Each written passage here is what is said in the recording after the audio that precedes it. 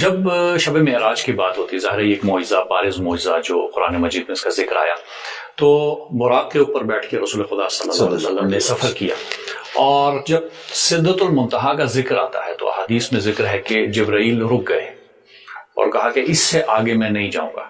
تو کیا وجہ تھی؟ کیا جبرائیل یا ملائکہ کو اس مقام پہ جانا منع تھا، یا کوئی خاص ایسی جگہ تھی جہاں پہ ملائکہ کی آج تک پہنچ نہیں ہے؟ سدرۃ المنتہا کا مطلب یہ ہے، یہ انتہائی مقام ہے، منتہا ہے، اس کے بعد مخلوق آگے نہیں جا سکتی۔ صحیح۔ ہمارے پاس ذخیرے احادیث میں کوئی ایسی حدیث موجود نہیں ہے جس میں کوئی یہ ثابت کر سکے کہ رسول اللہ صلی اللہ علیہ وآلہ وسلم سدرۃ المنتہا سے آگے گئے ہیں۔ اچھا، نبی الاسلام کی معراج کا بھی آخری مقام یہی تھا۔ صحیح۔ بخاری میں اتنا ملتا ہے کہ میں نے کلموں کے چلنے کی آواز سنی سدرۃ المنتہا کے اوپر۔ رسول اللہ کی جو اللہ تعالیٰ سے ملاقات ہوئی ہے، جیسا کہ اس کی شان کے لائق ہے، اس میں دیدار شامل نہیں ہے، وہ الگ سے ایک ٹاپک ہے۔ ملاقات وہ بھی اینڈ پوائنٹ جو ہے سدرۃ المنتہا ہے۔ اچھا، اب اکثر لوگ یہ بھی پوچھتے ہیں کہ پھر یہ اس سفر کا مقصد کیا تھا؟ جی، تو وہ قرآن نے بیان کیا ہے کہ ہم اپنے بندے خاص کو اپنی نشانیاں دکھانا چاہتے تھے۔ سورۃ الاسراء کے سٹارٹ میں وہ نشانیاں کہاں سے سٹارٹ ہوئی؟ وہ سنن النسائی میں حدیث تفسیر کے ساتھ موجود ہے، اور دلائل النبوہ امام بیہقی کی کتاب میں، کہ نبی الاسلام جب بیت اللہ شریف سے نکلے ہیں اس براق پہ، تو سب سے پہلے آپ کو لے جایا گیا ہے حضرت موسیٰ علیہ السلام کے کوہ طور کے اوپر، وہ آپ کو زیارت کروائی گئی ہے۔ اس کے بعد نبی الاسلام کو، بلکہ اس سے بھی پہلے، آپ کو مدینہ شریف دکھایا گیا اور کہا گیا یہ طیبہ ہے، یہ نبی الاسلام کا ہجرت کے بعد مسکن بنے گا۔ صحیح، ٹھیک ہے۔ یہ حدیث اس بات کا ثبوت ہے کہ واقعہ معراج ہجرت سے پہلے ہوا ہے، کیونکہ حضور کو بتایا گیا آپ نے الٹیمیٹلی یہاں آنا ہے۔ پھر آپ کو کوہ طور، جہاں پہ موسیٰ علیہ السلام اور اللہ تعالیٰ کی ملاقات تھی، وہ دکھایا گیا۔ پھر اس کے بعد آپ کو بیت اللحم میں لے جایا گیا، جہاں حضرت عیسیٰ علیہ السلام کی ولادت ہوئی تھی یروشلم کے اندر۔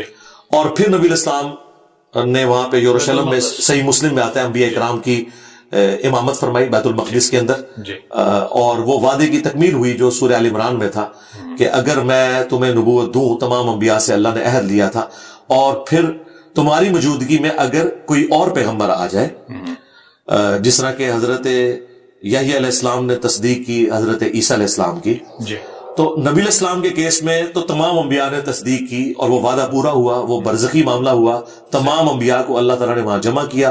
صحیح مسلم میں کہ نبی علیہ السلام نے ان کی امامت کی اور حضرت جبرائیل نے آپ کو آگے کیا۔ یہ اناؤنسمنٹ تھی کہ آپ امام الانبیاء ہیں صلی اللہ علیہ وآلہ وسلم۔ اس کے بعد پھر نبی علیہ السلام نے اپنی سواری ایک چٹان کے ساتھ باندھی تھی وہاں پہ، اسی کے اوپر ڈوم آف دا راک ابھی بنا ہوا ہے یروشلم میں، جو گولڈن ڈوم ہے نا، وہ اس پتھر کے اوپر ہے جہاں سے نبی علیہ السلام آسمانوں کے سفر پہ گئے۔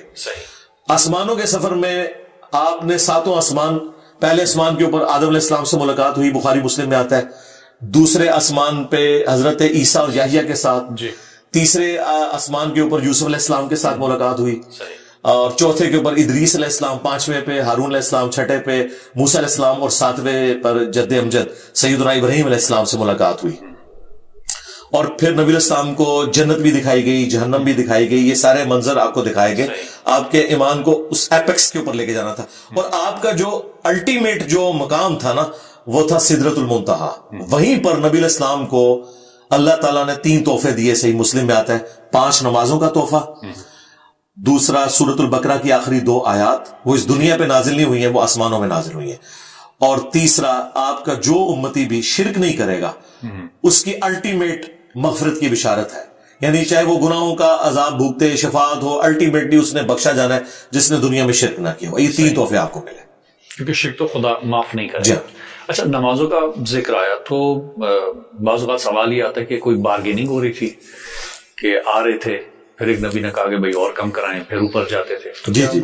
جی بالکل ایسا ہوا ہے۔ دیکھیں گے اللہ تعالیٰ کی سنت ہے، اس چیز کو مایوب سمجھنا تو اسی طریقے سے ہے کہ کوئی شخص انبیاء کرام کے دنیا میں آنے کو مایوب سمجھے کہ کیا اللہ انبیاء کا محتاج ہے کہ اپنی شناخت کے لیے انسانوں میں سے کسی کو چنے؟ اور یہ کافر اعتراض کرتے بھی تھے کہ فرشتہ کیوں نہیں نازل ہوا قرآن حکیم میں؟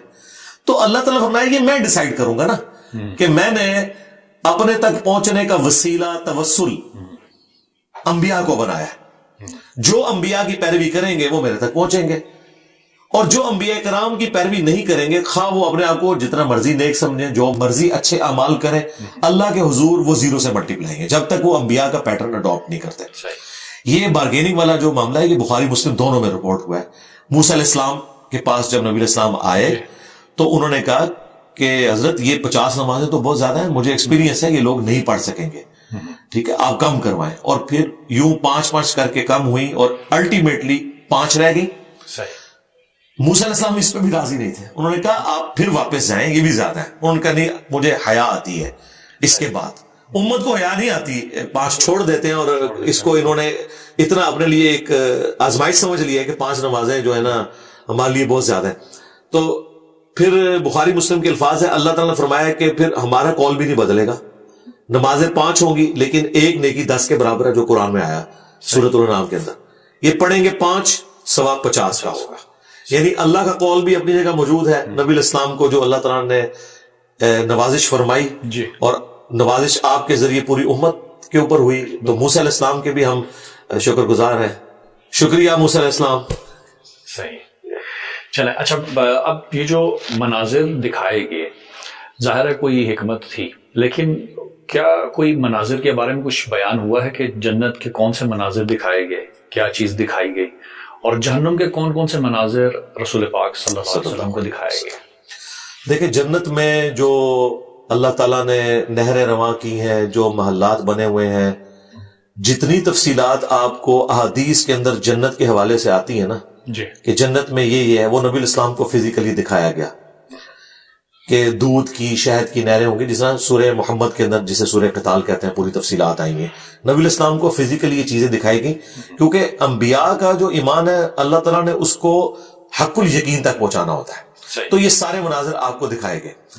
جنتی جنت میں پہنچ چکے ہیں، وہ سب کچھ آپ کو ٹائم میں ٹریول کروا کے پہلے سے دکھا دیا گیا. ظاہر ہے ابھی تو نہیں لوگ پہنچے ہوئے، وہ اللہ تعالیٰ نے مستقبل دکھایا پہلے.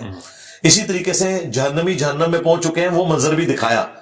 نبی الاسلام کو جہنم میں جو مختلف لوگوں کے عذابات ہیں، بدکاری کرنے والوں کے، چغلی کھانے والوں کے، غیبت کرنے والوں کے، یہ سارے کے سارے عذابات کی تفصیلات دکھائی گی. اور یہ وہ چیزیں جن کا بہت سا پورشن خواب میں بھی آپ کو دکھایا گا. جو کہتے ہیں نا خواب کے اندر معراج ہوئی ہے، خواب میں نبی الاسلام کو کئی ایک گناہوں کے عذابات جو جہنم میں ہونے والے تھے وہ دکھائے گئے. وہ تو کافی زیادہ تفصیلات ہیں. وہ جسے شوق ہے وہ مشکات المصابی جو ہم نے یہاں رکھی ہوئی ہے، اس میں معراج کا ایک پورا چیپٹر ہے، اس میں بخاری مسلم کے حوالے سے موجود ہے. اور پھر جنت اور جہنم کا بھی جو چیپٹر ہے اس میں بھی اس حوالے سے موجود ہے. نبی علیہ السلام کو جو کچھ دکھایا گیا، بیسیکلی اس پورے ٹرپ کا مقصد نبی علیہ السلام کے ایمان کو ایپیکس تک پہنچانا تھا. ووجدک ضالا فہدی، ہم نے آپ کو اپنی محبت میں خود رفتہ پایا تو ہدایت کے اعلیٰ ترین مرتبے پر پہنچا دیا. اور یہ اعلیٰ ترین مرتبہ تھا جو نبی علیہ السلام کو اللہ تعالیٰ نے شب معراج اپنی قدرت کی نشانیاں دکھائیں، اور سب سے بڑھ کر جو اللہ کی اپنے پیغمبر کے ساتھ ملاقات ہوئی ہے.